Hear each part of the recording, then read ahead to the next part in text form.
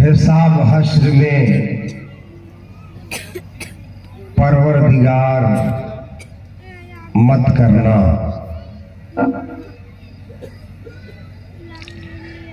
حساب حشر میں پروردگار مت کرنا، میرا لباس بشر تار تار مت کرنا۔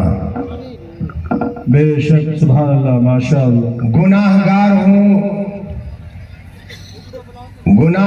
ہوں، ہے ہر سزا قبول مجھے، نبی کے آگے مگر شرمسار مت کرنا۔ آپ حضرات بڑے اچھے انداز میں نعت نبی سن رہے تھے، سماعت فرما رہے تھے، اور وقت دامنگیر ہے۔ ایک مائناز مقرر جو گونڈا کی سرزمین سے چل کر آپ کے دیار محبت میں آئے ہیں، ان کو بلانے سے پہلے اپنی ناقص علم کی حیثیت سے ایک نعت کا مصرع پڑھ رہا ہوں، کیونکہ نعت پڑھنا عبادت ہے، نعت سننا عبادت ہے، اور سن سنا کے عمل کر لینے پر تو یہاں بھی بن جائے گی اور آخرت بھی سنور جائے گی۔ بے شک بے شک۔ میں جو پڑھا ہوں وہ آپ سب اس سے اچھا پڑھتے ہیں، سنتے ہیں۔ حساب حشر میں پروردگار مت کرنا، میرا لباس بشر تار تار مت کرنا، اور گناہگار ہوں، ہے ہر سزا قبول مجھے، نبی کے آگے مگر شرمسار مت کرنا۔ نعت پڑھنے والے کے لیے بھی، نعت سننے والے کے لیے بھی ایک شعر اس غافل اسرار بھوجپوری کی جانب سے اپنے دل کے دریچے میں پکڑ لیجئے اور سن لیجئے، سمجھ لیجئے، عمل کی کوشش کیجئے کہ منافقوں کی روش اختیار مت کرنا۔ بے شک۔ کبھی نبی کے دشمن سے پیار مت کرنا، بے شک۔ کبھی نبی کے دشمن سے پیار مت کرنا۔ حضرات، یہ نظامت بڑے لوگ کرتے ہیں جن کا علم وسیع ہوتا ہے، جن کا فصیح اردو پہ مطالعہ ہوتا ہے، لیکن قربان جاؤں اور کس زبان سے میں شکریہ ادا کروں۔ میں ادب کے ساتھ کہہ رہا تھا کہ حضرت مجھ سے گلاس ڈھلا لیجئے، پانی علماء کو پلا لیجئے، لیکن حضرت نے کہا کہ نہیں، تمہیں کو یہ کام کرنا ہے۔ اللہ سے دعا کر رہا ہوں کہ اللہ تبارک و تعالیٰ اب تلک جو یہ نورانی ماحول میں نورانی مجلس چل رہی ہے، اب بہتر سے بہتر چلے۔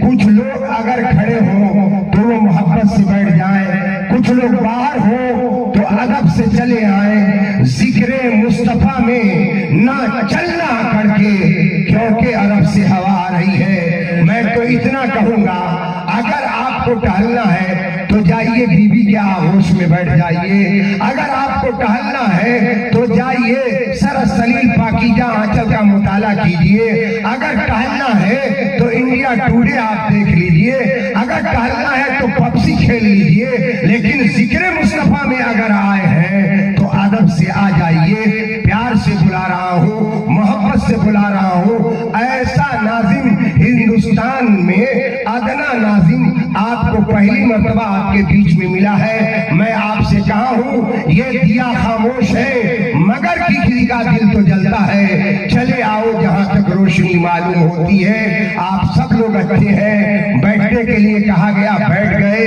کرسی کو بڑھانے کے لیے کہا گیا کرسی بڑھا لیے۔ اب ادھر ادھر جو بہت سے عالم بھی ٹہل رہے ہیں، میرے دل میں درد ہو رہا ہے، اس لیے آپ اندر آ کے بیٹھیں۔ اب بچوں کے سروں پہ دستار فضیلت رکھی جائے گی، پیر طریقت ابھی آئیں گے، اس سے پہلے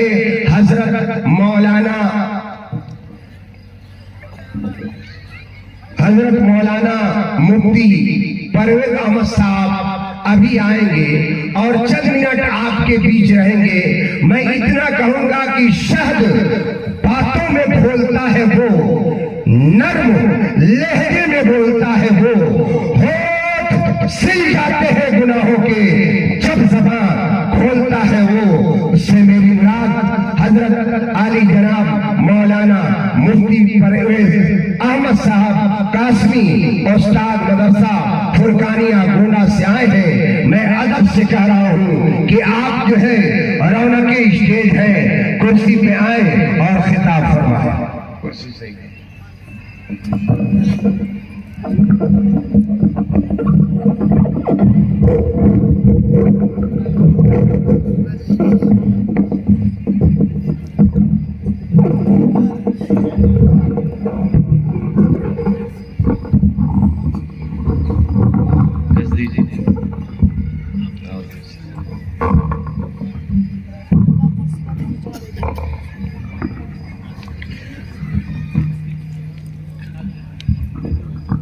إن الحمد لله نحمده ونستعينه ونؤمن به ونتوكل عليه ونعوذ بالله من شرور أنفسنا ومن سيئات أعمالنا.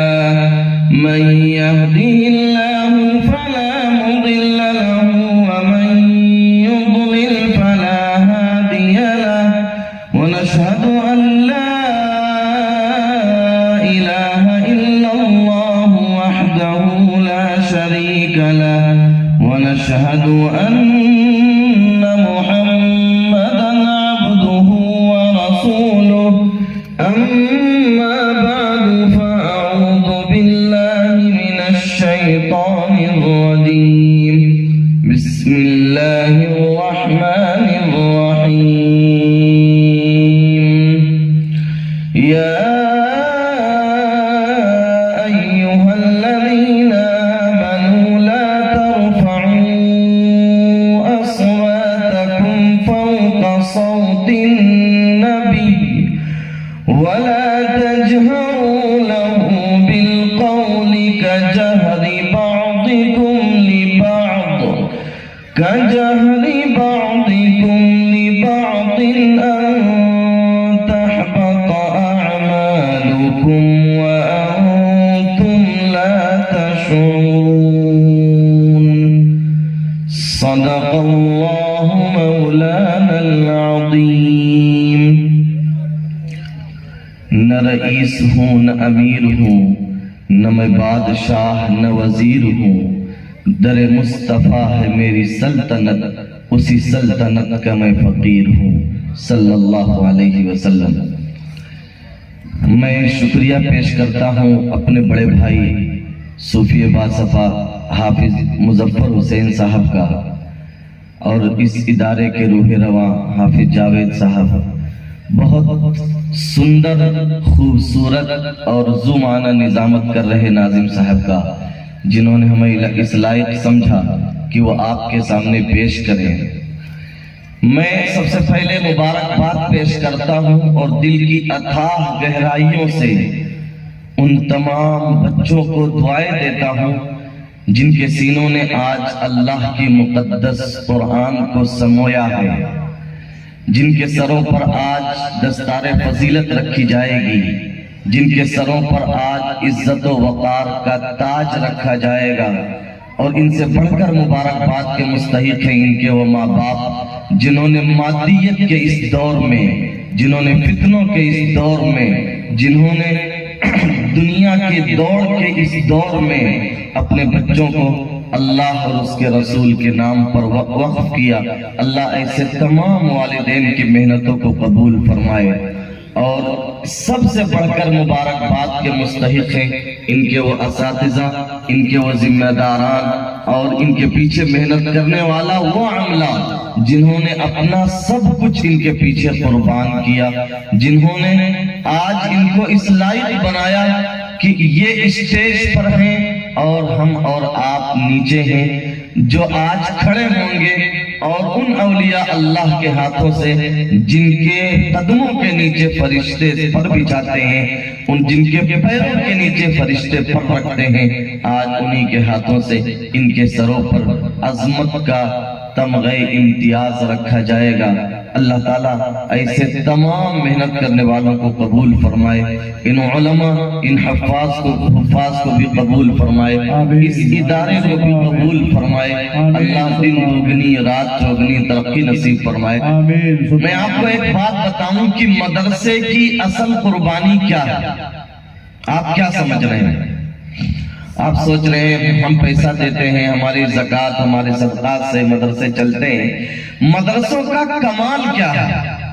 اگر دو لفظ میں مدرسے کی قربانی آپ ذکر کریں تو مدرسے کا کمال یہ ہے کہ اس نے غریبوں کو، پچھڑے لوگوں کو، ان لوگوں کو جن کے پیٹ ان کے گھروں میں نہیں بھرتے تھے، ان کو اس لائق بنا دیا کہ وہ آج دنیا کے ہر انسان کے سامنے کھڑے ہو کر، سینہ تان کر اور آنکھوں میں آنکھیں ڈال کر گفتگو اور بات کر سکتے ہیں، اس لیے کہ مدرسوں نے ان کو علم کی دولت سے نوازا ہے اور ان کے سینے کو قرآن، حدیث اور علوم سے سوارا ہے۔ یہ اپنے آپ کو کمتر نہیں سمجھیں گے۔ اگر دنیا داروں کا بس چلتا تو وہ اپنی اولاد کو پڑھا کر ان سے جوتے اٹھواتے۔ یہ مدرسوں کا کمال ہے کہ بے سر و سامانی کے عالم میں انہوں نے ان کو اس لائق بنایا کہ وہ آج دنیا کی ہر محفل میں سیٹ ہو سکتے ہیں، اور جہاں تک کسی اور کی پرواز نہیں ہے ان کی پرواز وہاں تک ہے۔ یہ کمال صرف مدرسوں کا ہے۔ اللہ ان مدرسوں کو سدا سلامت رکھے، اللہ صبح قیامت تک سلامت رکھے۔ دیکھیے اللہ تعالیٰ کی ایک ذات ہے، میں ان کی اہمیت پر 2 منٹ گفتگو کروں گا۔ میرا اصل موضوع ہے سیرت۔ اللہ تعالیٰ کی ایک ذات ہے اور اللہ تعالیٰ کی ایک صفات ہے۔ اللہ تعالیٰ کی ذات کی خصوصیت میں سے ایک خصوصیت یہ ہے کہ دنیا میں یہ آنکھیں اللہ تعالیٰ کی ذات کا دیدار نہیں کر سکتی۔ حضرت موسیٰ نے اللہ تعالیٰ سے ضد کی تھی، اے اللہ مجھے اپنا دیدار کرا دے۔ اللہ تعالیٰ نے کہا کہ موسیٰ ان آنکھوں سے دیکھ نہیں پاؤ گے، لیکن جب موسیٰ کی طرف سے اصرار بڑھتا گیا تو اللہ تعالیٰ نے کہا کہ موسیٰ سامنے پہاڑ ہے، میں اس پر تجلی کروں گا، اگر پہاڑ میری تجلی کے بعد اپنی جگہ پر ٹھہرا رہ جاتا ہے تو تم مجھے دیکھ لو گے، لیکن اگر پہاڑ ٹھہرا نہیں رہ جاتا ہے تو نہیں دیکھ پاؤ گے۔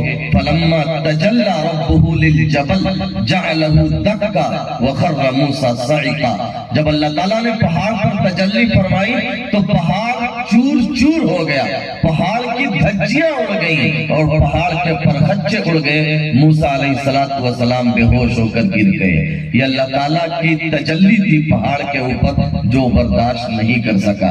علماء نے لکھا ہے اللہ تعالیٰ کی ذات کی جو خصوصیت ہے وہی خصوصیت اللہ کی صفات کی ہے۔ یہ جو قرآن ان بچوں نے اپنے سینوں میں لیا ہے یہ اللہ تعالیٰ کی ذات سے نکلا ہوا یہ کلام ہے۔ اگر اس کلام کو پہاڑ پر رکھا جاتا تو پہاڑ پھٹ جاتا۔ پہاڑ کے پاس وہ جگر نہیں تھا، پہاڑ کے پاس وہ سینہ نہیں تھا، پہاڑ کے پاس وہ کندھا نہیں تھا کہ وہ اس امانت کو سنبھال سکتا۔ سورہ حشر میں اللہ تعالیٰ نے کہا لو انزلنا هذا القرآن على جبل لرأيته خاشعا متصدعا من خشية الله، اگر ہم اس قرآن کو پہاڑ کے اوپر اتار دیتے تو اللہ تعالیٰ کے ڈر کی وجہ سے، اللہ تعالیٰ کی حیبت کی وجہ سے، اللہ تعالیٰ کی عظمت اور جلال کی وجہ سے پہاڑ پھٹ جاتا، کانپ جاتا، لرز جاتا، اس کے پرخچے اڑ جاتے۔ لیکن کتنے مبارک باد ہوں گے یہ سینے اور کتنے مضبوط ہوں گے یہ سینے کہ جس امانت کو پہاڑ اٹھانے سے کانپ گیا اس امانت کو ان معصوم بچوں نے اپنے سینے میں سمیٹ لیا۔ آپ اندازہ لگائیے کتنے عظیم تر ہیں یہ سینے، اسی لئے فرشتوں نے رشک کیا تھا۔ اللہ تعالیٰ نے آسمان اور زمین کے پیدا کرنے سے 1000 سال پہلے طٰہٰ اور سورہ یاسین کی تلاوت فرمائی۔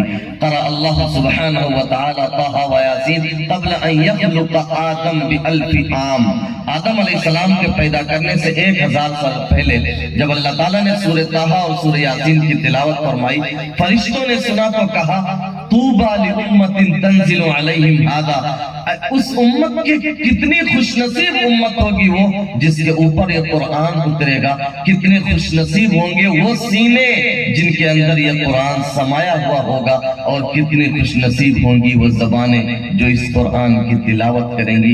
یقیناً خوش نصیب ہے یہ سینے، یقیناً خوش نصیب ہے یہ زبانیں، یقیناً خوش نصیب ہے یہ امت کہ انہوں نے قرآن کو اپنے سینے میں سمویا۔ اچھا، جب یہ قرآن کو انہوں نے اپنے سینے میں سمویا تو ان کا تذکرہ کہاں ہے، کبھی آپ نے سنا؟ آئیے بخاری کی زبانی آپ کو سناتا ہوں۔ حضرت ابی بن کعب سے اللہ کے رسول صلی اللہ علیہ وسلم نے ایک دن کہا کہ ان اللہ امرنی ان اقرأ علیک القرآن، کہ ابی اللہ تعالیٰ نے مجھے یہ حکم دیا ہے کہ میں تمہیں قرآن سناؤں۔ حضرت ابی کو اپنے کانوں پر یقین نہیں آیا کہ وہ نبی جس پر قرآن اترا ہو، وہ نبی جس کے پاس جبریل آتے ہو، وہ نبی جس کے قلب اطہر پر براہ راست اللہ کا کلام اترتا ہو، وہ نبی ابی سے کہہ رہا ہے کہ ابی میں تمہیں قرآن سنانا چاہتا ہوں۔ حضرت ابی بن کعب نے کہا اللہ کے نبی، اللہ نے میرا نام لیا ہے ابی کا، اللہ سمانی، کیا اللہ تعالیٰ نے میرا نام لیا ہے؟ اللہ کے رسول صلی اللہ علیہ وسلم نے فرمایا نعم اللہ سماک لی، ہاں ابی اللہ تعالیٰ نے تمہارا نام لے کر کہا ہے کہ میں تمہیں قرآن سناؤں۔ حضرت ابی بن کعب کو اپنے کانوں پر یقین نہ آیا، وہ کہنے لگے اذکرت عند رب العالمین، اے اللہ کے نبی میرا تذکرہ پروردگار کے سامنے ہوا ہے، میرا نام لے کر اللہ نے کہا ہے کہ آپ مجھے قرآن سنائیں۔ اللہ کے رسول صلی اللہ علیہ وسلم نے کہا نعم، ہاں ابی تمہارا تذکرہ ہوا ہے۔ فَذَرِفَتْ عَيْنَاهُ، حضرت ابی بن کعب کی آنکھیں بہنے لگی کہ کتنا خوش قسمت ہوں میں کہ میں دنیا میں ہوں اور میرا تذکرہ رب العزت اپنی زبان سے فرما رہا ہے۔ آپ یقین مانیے ان کے پاس وہ امانت ہے جو امانت ابی بن کعب کے پاس تھی۔ آج بتانے والے نبی ہمارے درمیان موجود نہیں ہیں، ورنہ خدا کی قسم ان کے بھی تذکرے اسی پروردگار کے دربار میں ہو رہے ہیں۔ اللہ تعالیٰ ان حفاظ کو، ان کے پیچھے محنت کرنے والوں کو قبول فرمائے۔ میں نے سورہ حجرات کی آیت پڑھی ہے۔ سیرت کے متعلق میں دو چیزیں آپ کے سامنے تذکرہ صرف کروں گا، رسول اللہ صلی اللہ علیہ وسلم کی عظمت، رسول اللہ صلی اللہ علیہ وسلم کی محبت۔ رسول اللہ کی عظمت کا نظریہ جو قرآن نے دیا ہے، آپ قرآن سے پوچھیں کہ رسول کی عظمت کیا ہوتی ہے۔ تمام نبیوں کا جب تذکرہ آتا ہے تو قرآن نام لے کر پکارتا ہے، یا ابراہیم، یا موسیٰ، یا عیسیٰ ابن مریم، یا نوح، یا ہود، یا لوط، یا صالح، یا شعیب، سب کا نام لیتا ہے۔ لیکن جب آقائے دو جہاں سرور دو عالم احمد مجتبی محمد مصطفیٰ صلی اللہ علیہ وسلم کا تذکرہ آتا ہے تو قرآن نام لے کر نہیں پکارتا ہے، قرآن کہتا ہے یا ایھا الرسول، یا ایھا النبی، اے رسول، اے نبی، نام لے کر بھی قرآن نے کہیں نہیں پکارا۔ پورا قرآن آپ پڑھ جائیے، قرآن میں زمانے کی قسم ہے، قیامت کی قسم ہے، صبح و شام کی قسم ہے، تین کی قسم ہے، زیتون کی قسم ہے، بلد امین کی قسم ہے۔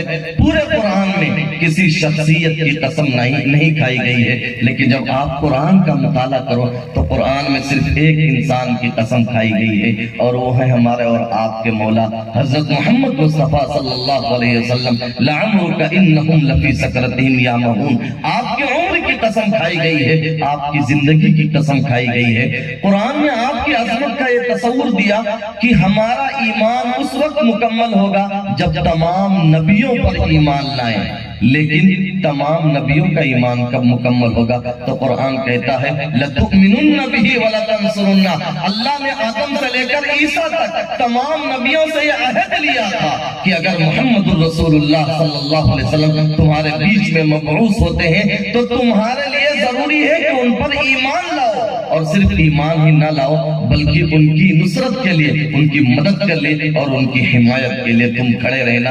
یہ تمام نبیوں کی نبوت کی تکمیل ہی اس وقت ہوئی ہے جب انہوں نے یہ عہد لیا ہے کہ ہم محمد الرسول اللہ صلی اللہ علیہ وسلم پر ایمان لائیں گے اور آپ کا نصرت کریں گے۔ قرآن نے اسی عظمت کا ہم سے مطالبہ بھی کیا ہے۔ ابھی جو میں نے آیت پڑھی، آپ اس کا اگر پس منظر پڑھیں، آپ اس کا اگر شان نزول پڑھیں، جناب محمد الرسول اللہ صلی اللہ علیہ وسلم کی محفل ہے، ایک طرف حضرت ابو بکر ہیں، ایک طرف حضرت عمر ہیں رضی اللہ عنہما۔ مسئلہ یہ ہے کہ فلاں قبیلے کا ذمہ دار کسے بنایا جائے؟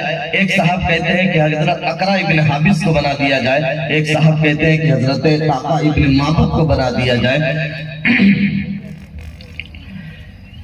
بات ہوتی رہی، حضرت ابو بکر نے رائے دی ان کو بنا دیا جائے، حضرت عمر نے رائے دی ان کو بنا دیا جائے۔ یہ بات کرتے رہے کہ دونوں کی گفتگو آقائے نامدار صلی اللہ علیہ وسلم کی گفتگو سے اوپر اٹھ گئی۔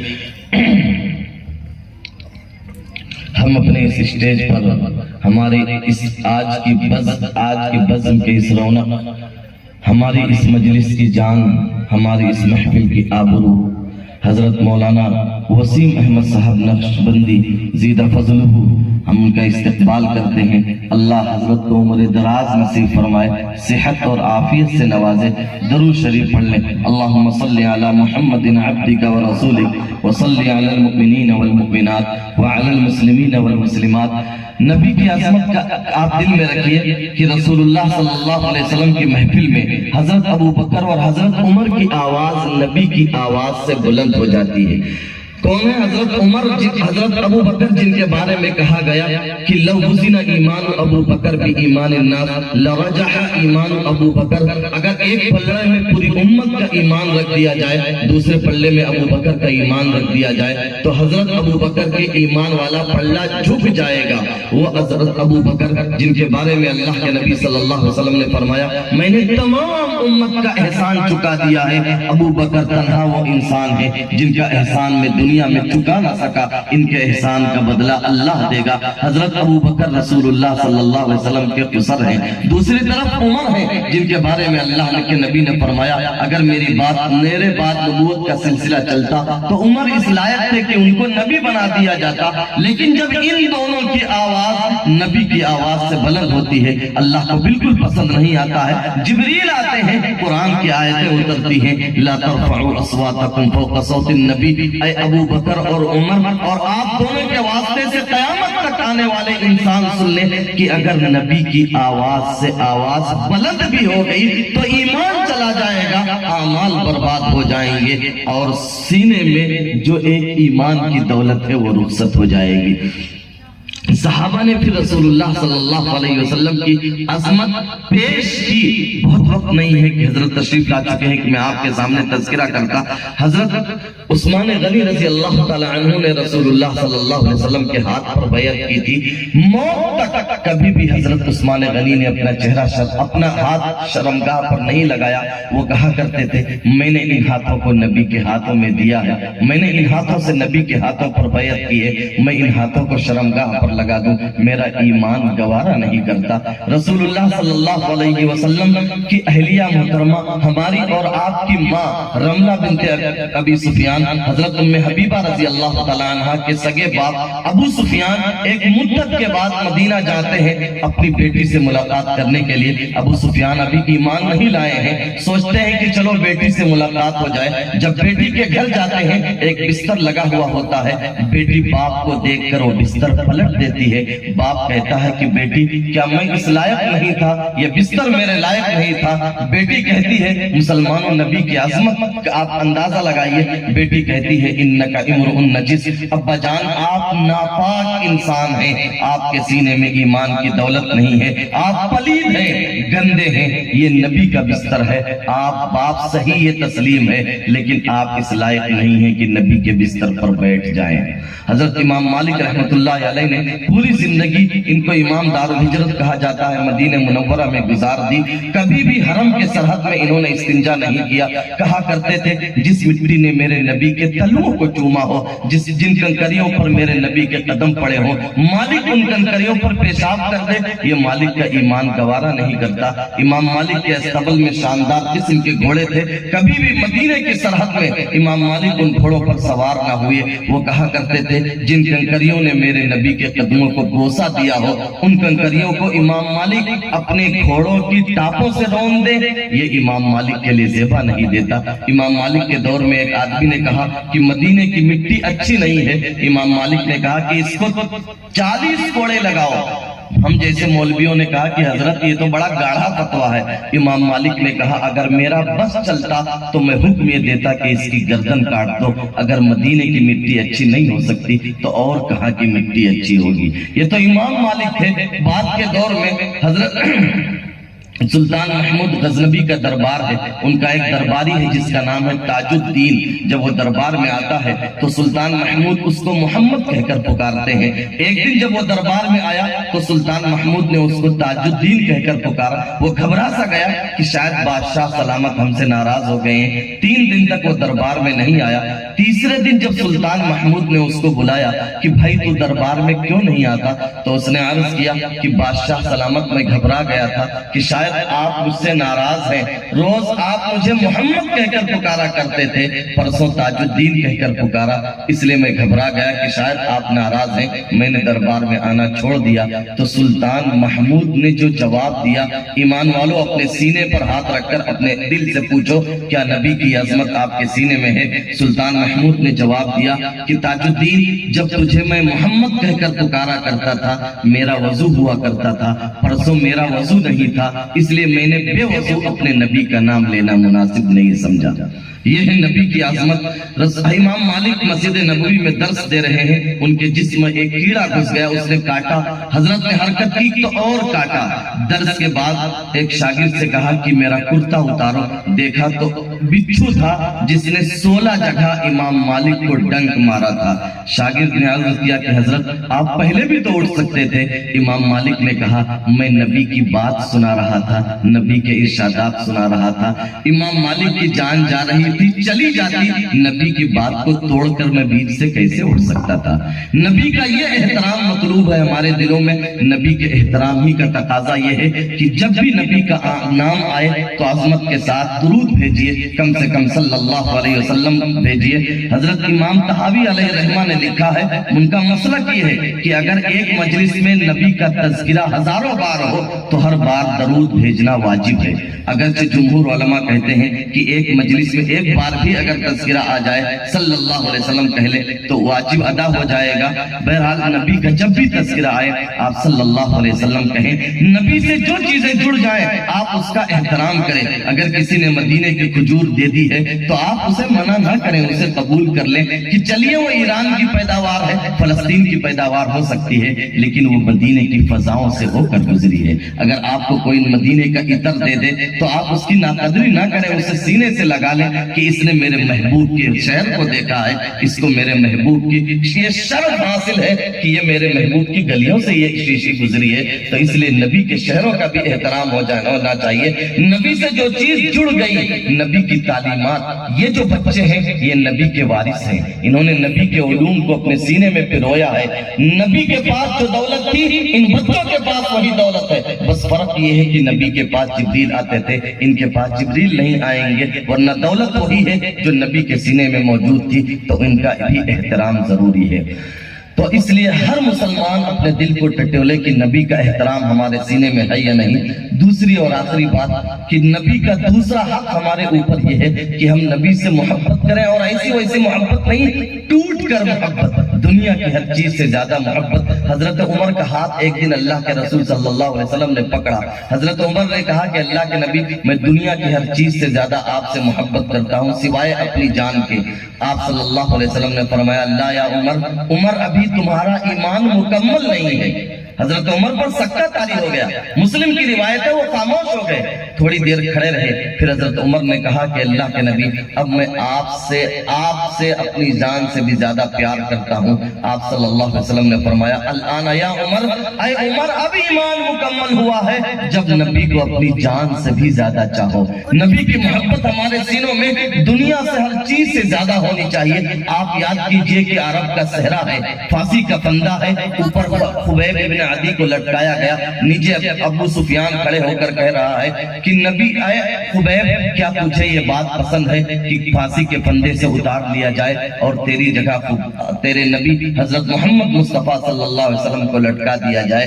تو وہ عاشق پھانسی کے فندے پر لٹک کر جواب دیتا ہے کہ ابو سفیان تو نادان ہے, مجھے تو یہ بھی پسند نہیں ہے کہ میری جان بچ جائے اور میرے محبوب کے کانٹوں میں میرے محبوب کے پیروں میں کانٹا چبھ جائے مجھے تو یہ بھی پسند نہیں ہے۔ زید بن دسنہ کو جب لٹکایا گیا تو ابو سفیان نے پوچھا اتحب ان محمد مکان ارجا، زید کیا تم اس بات کو پسند کرتے ہو کہ تمہیں میں اتار لوں، تمہاری جگہ محمد کو پھانسی دے دوں صلی اللہ علیہ وسلم؟ زید بن دسنہ نے بھی وہی جواب دیا کہ ابو سفیان محمد صلی اللہ علیہ وسلم اپنے گھر میں ہوں، ان کے پیر میں کانٹا چبھ جائے مجھے یہ بھی گوارا نہیں ہے، میری جان جاتی ہے تو چلی جائے۔ جب ایک موقع پر آپ صلی اللہ علیہ وسلم نے یہ ارادہ فرمایا اور بلکہ صحابہ میں یہ بات مشہور ہوئی کہ عبداللہ ابن ابی ابن سلول جس نے ہماری ماں حضرت عائشہ پر تہمت لگائی تھی، مدینے میں یہ بات مشہور ہوئی کہ ان کو مار دیا جائے گا۔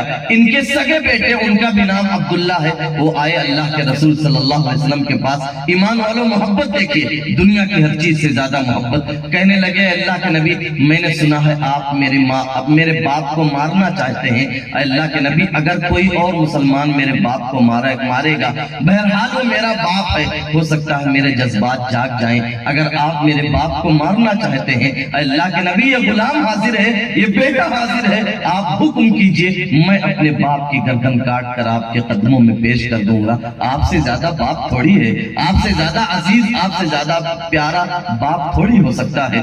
آپ وہ واقعہ یاد کیجئے، میری ماں اور بہنوں آپ بھی یاد کیجئے، آپ کی گود میں جو بچہ پلے وہ رسول اللہ کی محبت کو لے کر پلے کہ جب احد کے موقع پر ایک خاتون دوڑ کر آتی ہیں، ان کا بیٹا بھی شہید، ان کا بھائی بھی شہید، ان کا شوہر بھی شہید اور ان کا باپ بھی شہید۔ ایک دنیا میں ایک عورت کے لیے یہی چار سہارا ہوتے ہیں۔ جب اس نے اللہ کے رسول کو دیکھا تو آپ کا دامن پکڑ کر کہا کہ اللہ ابالی اذا سلمت من عطب، اے اللہ کے نبی پوری دنیا چھنتی ہے تو چھن جائے، کائنات لٹتی ہے تو لٹ جائے، اگر آپ سلامت ہیں تو مجھے کسی اور کی کوئی پرواہ نہیں۔